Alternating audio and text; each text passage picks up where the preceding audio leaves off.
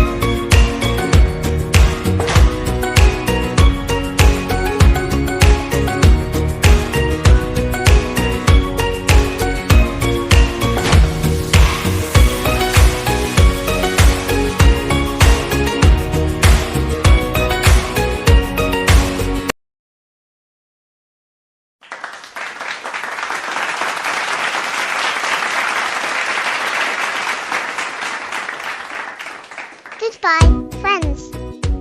Don't forget, you can always color Max and his world again and again. Keep being creative and have fun with your colors. See you next time for more.